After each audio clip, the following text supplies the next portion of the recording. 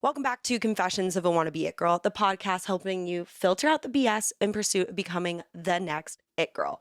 And in today's episode, we are diving into the world of UGC content creation, mind shifting ourselves to be more confident with posting online, touching a little bit on like the management of content creation, creating content, and also really the thing that is the big takeaway for me in this episode is the confidence to shift and like take the leap, pivot in your career.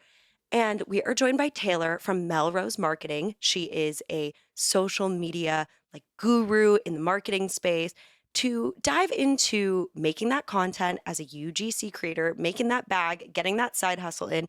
And she is also huge on mindset. So we kind of combine the two in this episode, and I'm so excited for you to hear it. So let's dive in. Welcome to Confessions of a Wannabe It Girl. I'm your host, Marley Freygang, and I'm here to help you filter out all the bullshit and become the next It Girl. This podcast explores the reality of what it really takes to make it out there. As it turns out, it is way less Instagrammable than I thought it was going to be. I'm still very much a work in progress, but there's simply nothing else I'd rather be doing than chasing my dreams. So let's learn from my mistakes and work together to achieve our dreams with more confidence, clarity, and direction. Let's get after it. Well, welcome back to Confessions of a Wannabe It Girl. I'm sitting here with the lovely Tayler. Welcome, Tayler. Thank you for having me. I am so excited to have you. We're going to talk about a plethora of things. We're talking a lot about the social media industry, UGC, mindset, and big life pivots. So are you ready to dive in? I'm so ready. All right, let's do it. So I kind of want to start with, because I feel like a lot of people are looking to build that side hustle, and a lot of us are dreaming of doing that side hustle in social media. Yeah. And I kind of want to get your feelings on the space right now. Like, what do you need to be successful in the content industry? And I know that's a wide scape, so Yes. feel free to dive into it wherever you'd like. Yes. Okay. Well, I guess, do you want to know about the social media management side of things, or the content creation side, or like the freelance sort of content creation for businesses? I want to do it from the content creator side, and then I want to hear your point of view as someone who has been a manager. Yes. Okay. Great. So in terms of being a content creator and actually making money, having your side hustle, maybe even turn into a full-time hustle, I think it's really a unique opportunity right now where brands don't necessarily care about your follower count, how they used to, and your engagement.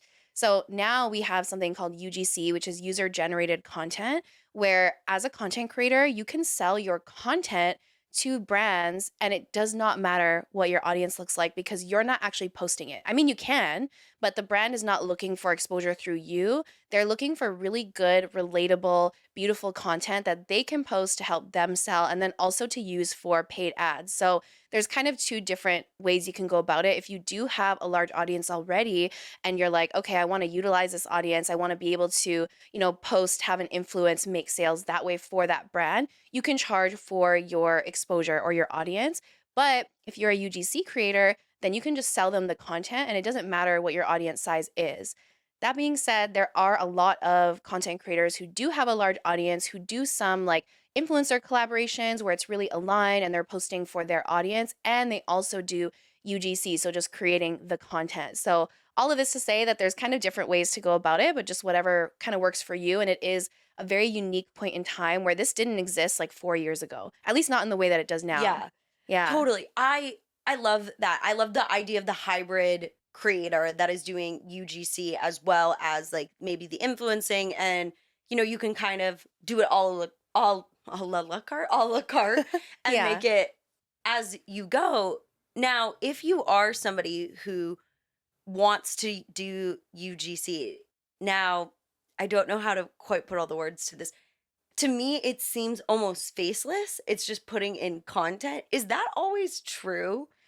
Not necessarily. It can definitely be faceless. And the funny thing is, like, I actually have some posts coming up that I'm planning because I want to tell my audience, like, look at all the faceless UGC that I've made, because it's actually quite a bit, which is really nice because then you literally don't even have to do your makeup. Like, you could just show the products. But I would say that's not the only way to do UGC. It is one way for sure. When you do have your face, though, typically you can charge a little bit more. Mm. And typically, if you have like a voiceover or you're talking to the camera, that's also a little bit more valuable, depending on, I guess, what the brand values. But yeah, you definitely can do a lot with faceless. If you have some with your face, great. But I know there's a lot of people who don't even feel comfortable with that, who are making really good money without ever showing their face, which is crazy. Like, what And a cool time to live in. what a crazy thing is, because it started, as social media started as like such a link to the person thing, and now Yeah. it's completely delinked by having UGC. Yeah. With the UGC creation, if there are somebody who are not also maybe per se an influencer and they don't have a following, how do you get in the game here? Yes. Okay. I love this question. So, if you don't have a following, you want to get into it, first of all, obviously start an Instagram because even though the follower number doesn't matter, these brands are still going to look at it to see because it's kind of like your online portfolio, right? And also, if you're hashtagging properly, if you have a strategy, brands can actually find you that way. And you'd be surprised how many like really teeny tiny creators get big deals just from being discovered that way. But if you want to get started, start an Instagram page, have all your work up on there. So, let's say like okay, are starting from zero, you have no brand deals, you have hella products at home. I know you do. You have makeup, you have hair stuff, you have clothes, like create UGC with that, right? Like it's literally called user generated content. So it's very natural, it's very raw, it's less curated. If you're someone who's like maybe a foodie, I know you go out to eat, I know you cook, I know you have snackies at home. So like start creating content and building up your portfolio with the things that you have in your home. I think a lot of people think, okay, I need to go out and buy all this stuff and spend all this money and invest in my business when like you don't actually have to. You can if that's what you want, but you don't have to. So I would say build up your portfolio and then create a media kit. So your media kit should showcase like all your UGC videos, your photos. If you like photos of yourself, like outfit photos, stuff like that, all of that should be in there. And then come up with your rates. And I'm going to give a shameless plug right now. Yes. I do have something called the creator course where I literally teach you everything you need, like literally what needs to go in your media kit, how to pitch to brands, what to say, what not to say, all of that. So if you're interested, I'm sure the link will be below, but Yeah. but yeah, so that's how you can get started. And really, again, you don't have to really invest in anything. You don't even need a camera. Like if you have an iPhone and it's one of the latest ones, the last like 3, you're literally good. Wow. Yeah. So it's not that hard, but yet what are the big barriers to entry you kind of see people struggle with?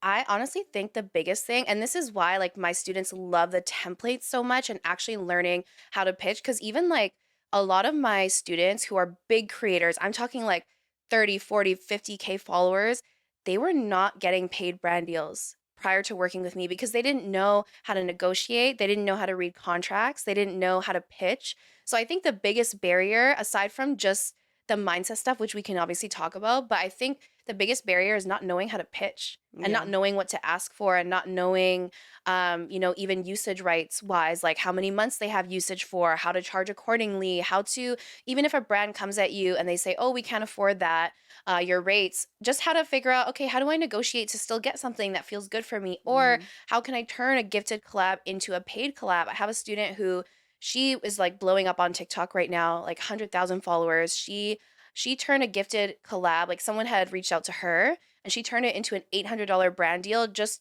by making sure she knew how to respond to it and Mhm. using my template. So like, yeah, I think that's the biggest barrier because people don't really know and this is not really taught. And I kind of learned by accident because when I was stepping into the content creator scene, I just remember being like, okay, I think I can make money from this.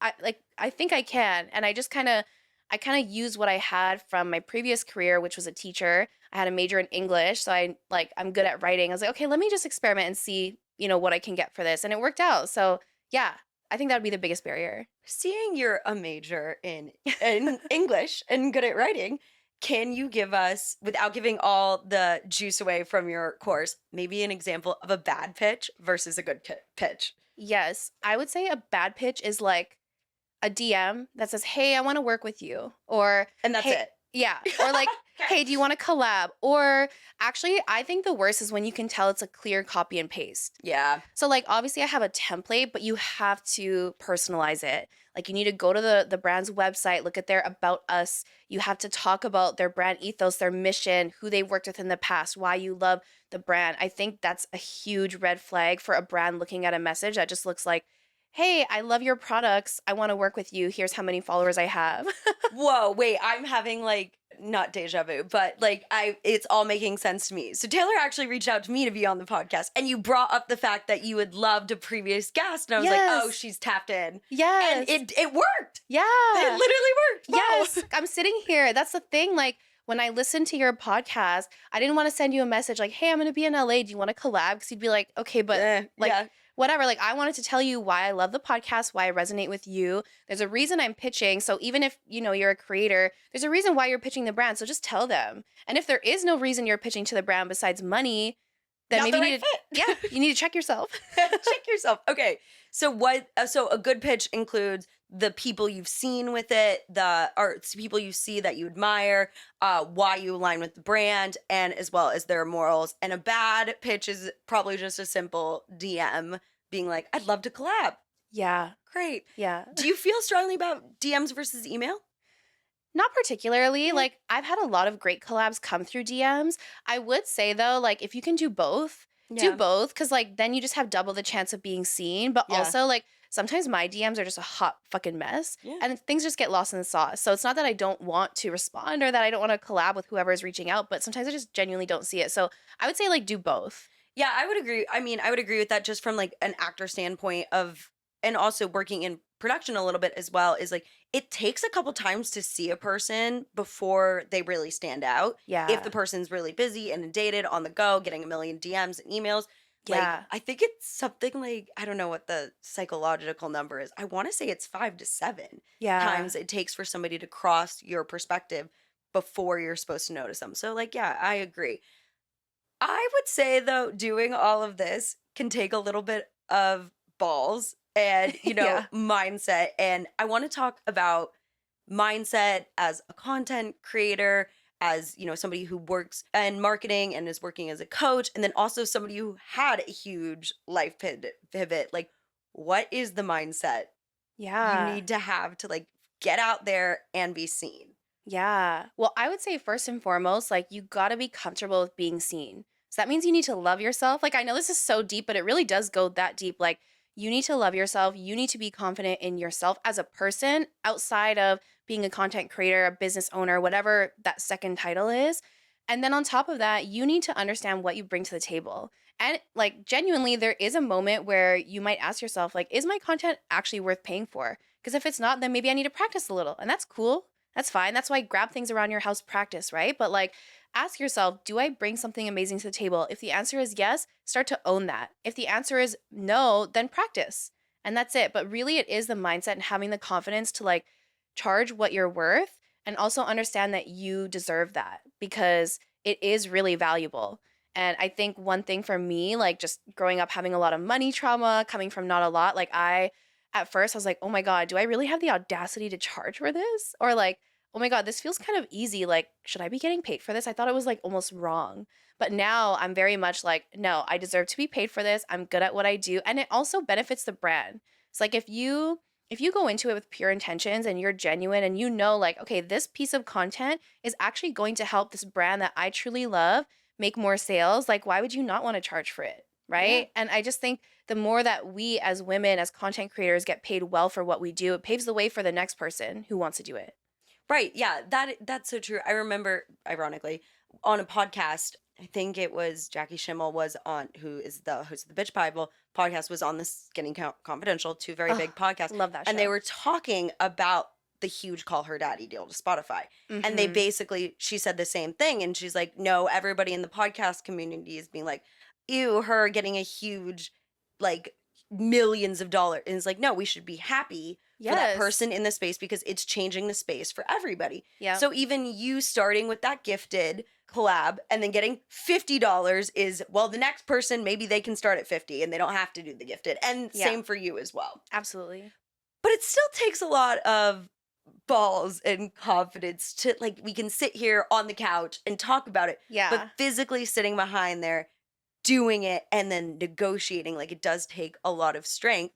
For you, where did that come from? Because I know you pivoted from being a teacher, which is Yes. kind of really Yeah. different. It's extremely different. I would say again, it's just that confidence piece and knowing that I can charge as much. Like I think when I look at the content creators who inspired me, I'm like, okay, they're making bank. Okay, they're making big boss moves. Okay, they're, getting paid. They're getting gifted this. Like why not me? And just knowing that like they're not uniquely, I mean, we're all special, but they're not Yeah. you know, Yeah.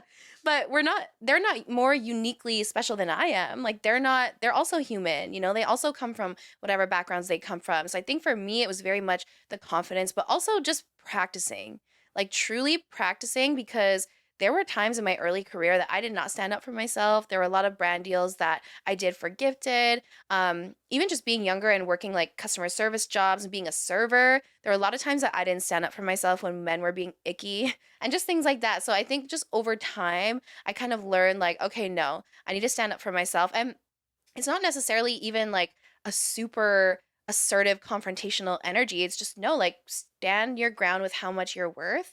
And ask for that. And then if that brand is not aligned, then the next one will be. And I think that's another thing too when it comes to content creation is like, don't just settle and don't just say, oh, well, this brand, it's the only brand that's willing to gift me this in the last week that I've been pitching. Like, no, like stand your ground and really just really be open to the possibility that another brand will come even though it feels like you're closing that door, but you're really making space for brands that will pay you.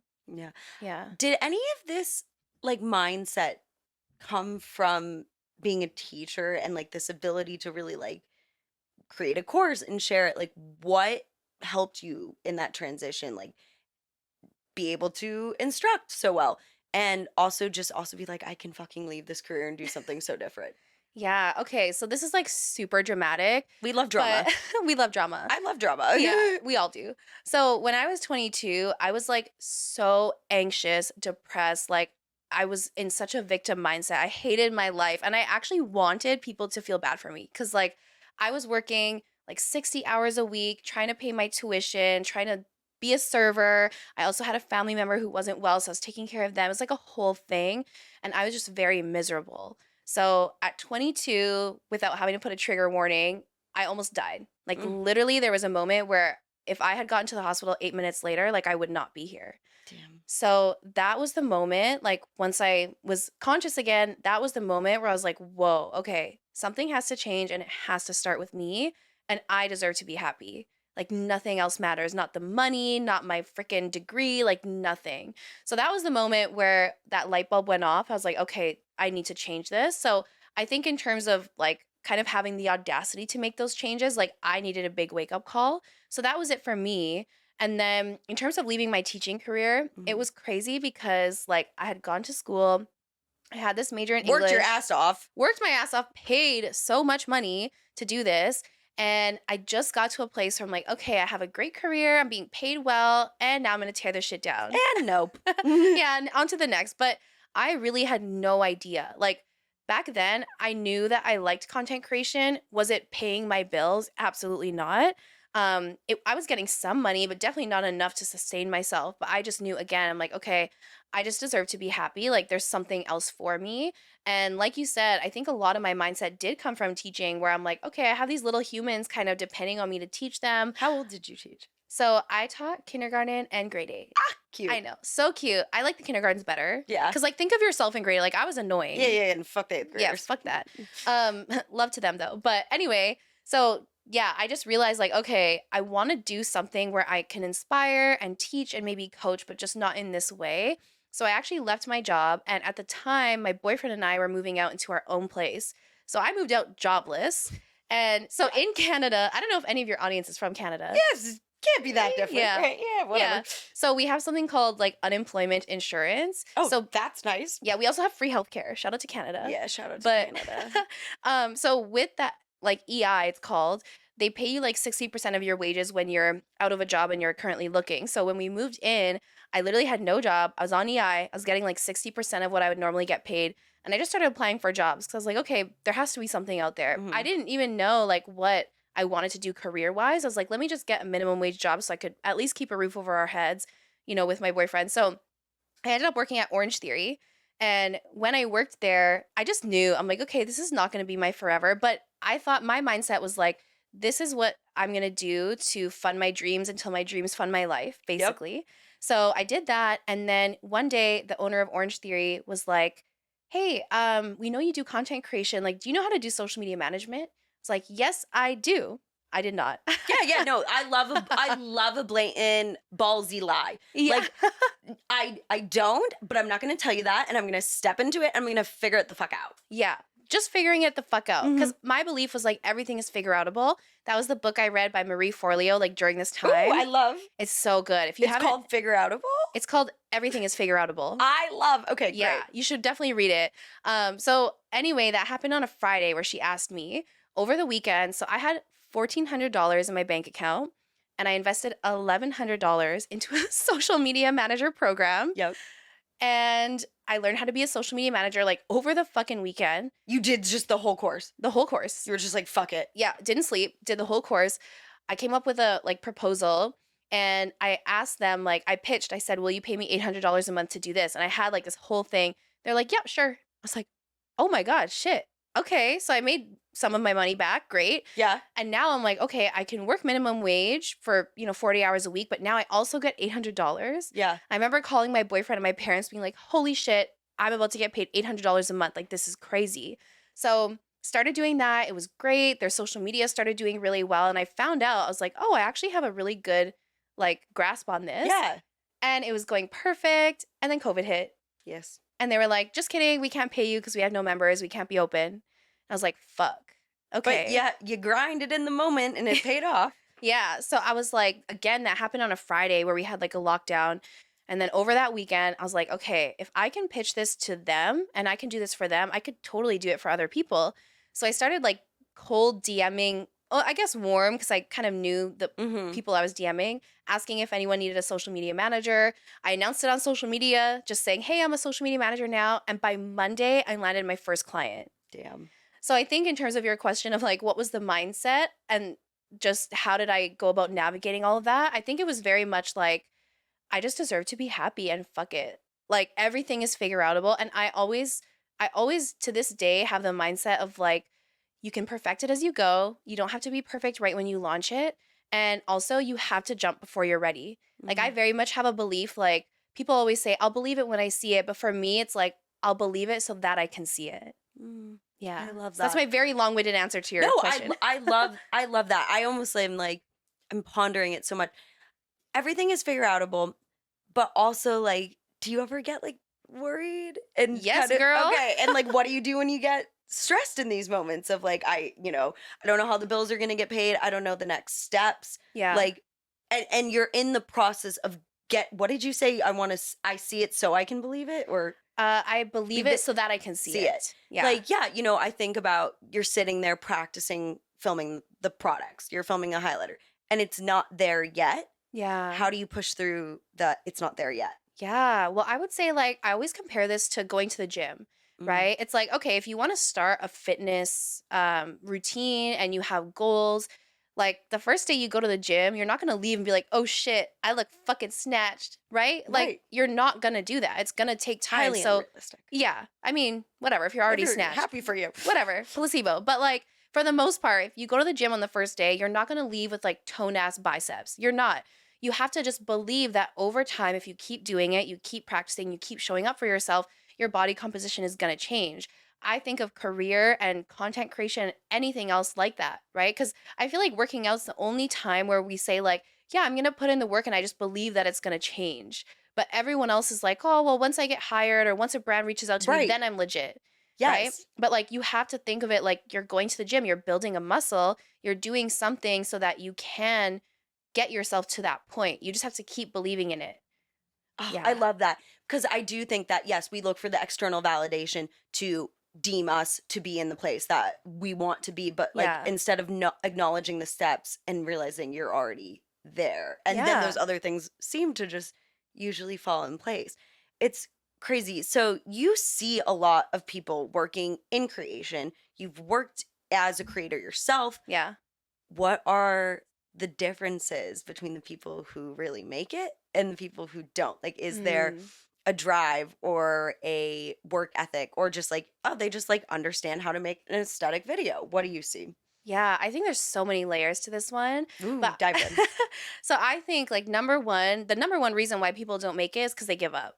Point blank, period. I think a lot of people they think that if they don't land a brand deal in the first month or they're not getting a ton of brand deals within, 6 months that like, oh, I'm just not good at this. But it's like, no, you just keep going. So I think that's the first thing. A lot of people just straight up give up. I think a lot of people also aren't willing to understand that maybe they're not where they want to be, but like, how do I work on it? Right. So, like, if your content's kind of mid and you're like, I see all these content creators doing these cool things, like, do your research, like, scroll TikTok, actually look at and analyze, okay, what makes this video so good? Is it the quality? Is it the lighting? Is it the jump cuts? Is it the music? Is it trending? Like, do your research. Like, social media is literally free. So, if you can look up, what are the trends and also recognize, like, okay, what actually feels aligned for me? Because there's a lot of content creators out there who have content that I would never do, but I love it for them, Hmm. And then there's content creators who do stuff that's similar to me and I feel inspired. So owning, like, okay, what is my zone of genius? Maybe you're really fucking funny and maybe you can have like really funny hooks or like do silly things in your videos. Maybe you're a dancer and that's like your vibe. If you don't dance, if you're not funny, don't try to be that, Right. like just don't. Or like, if you are kind of sassy and the way that you captivate your audience in your UGC is by saying something like kind of controversial or like out there, do you, right? So like owning that, but also just like being relentless at, your pursuit of being great. Because Mm. I think like, again, back to the example with the gym, like if you kind of half-ass it, if you go twice a week and you're like, okay, I'm just moving my body. I mean, no shade to anyone who's doing it just for that reason. Like that's cool. But if you're really like motivated and you say, okay, I have a body composition goal and I want to, do XYZ, like show the fuck up for yourself, like get it, go in there, do the work. And I think it's the same with content creation. Like do your research, look at the trends, look at what's successful. And even too, if you have like a dream brand that you really want to work with, go and look at what kind of content creators they're posting. Go analyze that content. Look at the theme of their page. Like, I see a lot of content creators try to pitch to like, I don't know, Summer Fridays or something, and their content's very like dark and moody. You're not going to get that Summer Fridays collab because theirs is very bright, airy, Hmm. like colorful, right? So just even looking at all of those things. I forgot what your initial question was No, at honestly, this it point. answered it. If I, because I honestly don't remember. I was listening to you so much as well. There's a little bit of resilience in here. There's also, in my mind, there's quality, Hmm. there's quantity, and then there's kind of like, the aspect of, well, I'm just making videos to make videos and a little bit of mindset and self care there. How do you pick the balance of like, I'm going to get a really beautiful quality video today versus I'm going to have 10 videos versus, oh, I just need a break today. Like I Yeah. can't film. How do you sift through all that? Yeah, I think honestly, it really depends on the person, but get really good at just listening to yourself. That's the first thing I would say. I would also say time block. So, like, I'm sure that most people listening who want to know how to get into this, they're also doing other things. Maybe they're working, maybe they have their own business, whatever. Like, block your time. So, what I used to do when I was working at Orange Theory and doing all of this at the same time, even like when I was a teacher and a server and in university, I would pick a day and say, okay, I'm going to batch content on this day. Or, okay, I'm going to do my makeup on this day and like film a few things here. If you're someone like me who has your own business, so for me, on Tuesdays and Thursdays, those are my like meeting slash podcast recording slash like talking days where I'm out in the world or on And Zoom. you're traveling and it's a Tuesday and you've still got Yeah. this down. Yeah. Damn. Like, okay, good. Yeah, yeah. I'm pretty like rigid with it to be honest Fuck because yeah. I feel like for me personally, how my brain works is like, okay, if Tuesday, Thursday are my talking days and I know I'm gonna be with people, I know I'm gonna be on Zoom, that's gonna be my mindset all day. Monday, Wednesday are my admin like quiet days. So maybe I'll shoot content those days. Maybe I'm doing emails, creating, I don't know, whatever, just quiet work. And Hmm. then Fridays, I usually like to take off, especially in the summer. But if I am working a Friday, then it's going to be another like quiet admin day. I think doing it that way is really helpful because your brain is not trying to switch back and forth. I mean, obviously, if you're in university or you're working and you have to do it after work, like you can still time block your day. Cause even for me, like I kind of feel like I have 3 days in one all the time. Hmm. Me So, like, too. right? So, Yeah. my morning is always like, that's for me. That's when I go to the gym. It's when I do my meditation, my me time, whatever, for a few hours. The rest of my day, like the afternoon until like 5 ish, that's my business stuff. So, I work on my my business. I create content, I work with clients, I coach, whatever. And then in the evening, once my boyfriend gets home, that's our time. And I feel like that's a third day within my day. So even if you are working and you're doing multiple things at once, like you can time block that way and say, okay, from this time to this time, I'm working and then I'm taking a break, having dinner. And then at least for an hour or two in the evening, maybe I'm creating content. Or maybe on the weekend, I have a couple hours set aside. And I don't think there's a right or wrong way to go about it. It's just, it has to feel good to you because if you are like stressed about it, if you're like, oh shit, I gotta make content, it feels like an obligation, like it's not gonna be fun. Mm-mm. And aren't we doing this for fun? Yeah. Like we wanna make money, obvi, but like you wanna have fun when you do it. So Well, and like we can see it when it's not. that too, you can hella see it. You can see it in yourself, and you can see it when you watch people, and you're like, they didn't want to do that. Yes, Like 1000%. it's just not. I love what you're saying about. I'm like that sitting here thinking like I can't wait to rework my life by that. I mean, I'm like, oh, maybe I should do this time. You're super entrepreneurial as well as having these amazing mindsets and like understanding of the creator space. Like, what would you say to somebody who wants to get out of a career they're in and shift to being an entrepreneur? Yeah. Okay, so I would say, first of all, just know that your idea is not crazy. Because I remember when I first was talking about, like, oh, I want to quit as a teacher, I had some friends and family who were like, what the fuck are you talking about? Like, you have a safe job, like, you get benefits, like, what are you doing? But understanding that your vision is there for a reason, like, it's on your heart for a reason. Otherwise, it wouldn't be there. Like, you're meant to have it. So, if you are in a 9 to 5 and you want to leave, and you feel like, okay, I don't know if I should do this, just know that that desire is on your heart for a reason. Number one. Number two, though, just know, like, again, back to Marie Forleo, everything is figure outable. So what's the worst that can happen, right? Maybe you leave the job and then this is not working out for you in the way that you thought. So you get another job, you get another part time, or you start serving and you make tips, like whatever. You will figure it out. I know, obviously, there's layers to this. Of course, there's some people who have families and different obligations. So, like, sometimes in those cases, I would say, like, make it your side hustle then and just commit and say, okay, you know what? Hi, Hi. Misty. There's a cat here. This is Misty. Hi, Misty. She's so cute. She's so cute. She's being bold. She usually doesn't come out. Oh, I love that. Okay, sorry. No, that's great. Love the kids. But continuing, I think if you do have obligations and you are a little bit more, I don't even want to say that word out loud, but like you have a little bit more restriction Yeah. on what you can do with your time, I would say just choosing, like, you make time. So even if it's just an hour a day, like, move towards that goal always, and always ask yourself with everything that you're doing, is this getting closer? Is this getting me closer to my goals? Right? Because even with the job that you have, like, maybe there's another job that you can find that has equal or similar pay, but it's more in line with what you like, or it's going to help you open doors. Like, even with my boyfriend, he just got a promotion at his job. He's now working in like the marketing space there, and that's more in line with what he wants to do as an entrepreneur, because he also has a business. And yeah, like, there's just so many ways that you can get closer to your goal. And I also think one more thing I'll say about this is, like, you don't have to go balls to the wall and quit if that's going to send your nervous system into a fucking fight or flight. Because for someone like me, like, I'm kind of delulu, obviously, with all these stories I'm giving you. I kind of do well when my back is against the wall and I feel pressure. But for some people, like, that is not going to serve them. So just understanding where you're at and what makes you feel more motivated. Because for me, if I feel a little bit unsafe, I feel like I have more motivation. But for some people, that would just shut them down. So all of this to say, like, really, it's about leaning into your intuition and understanding what works well for you, and also where you're at in life. Again, if you have more obligations, like, you can still move towards it without quitting tomorrow. Yeah, no, I agree. I'm someone who is also delusional, and I do like to have my back up against the wall, but I'm realizing in this moment my back is super up against the wall. Yeah. I need a little less. Yeah. It is really listening to yourself, seeing what you can figure out, and also what you can sustain. Like, I cannot sustain Yes. this place at all. Yeah. And I think it takes a lot of honesty, confidence, mindset, but also like passion and want to like stick it Yeah. out with things. Yeah. Taylor, you are so wonderful. I really appreciate you telling us all this stuff about, hustling, but also creation and entrepreneur and mindset. Like, it's just a wealth of knowledge. And, I want to leave us on a final note. Like, if you were to go back and like redo any of this journey, is there anything you would maybe do different? Ooh. Part of me feels like no, because everything that I've done and haven't done has led me to where I'm at now. I guess maybe one thing that I would do different is just trust a little more. Cause I think like I would freak out a lot. And like, actually, an earlier question that I didn't even answer was, do I freak out sometimes? Hell yeah.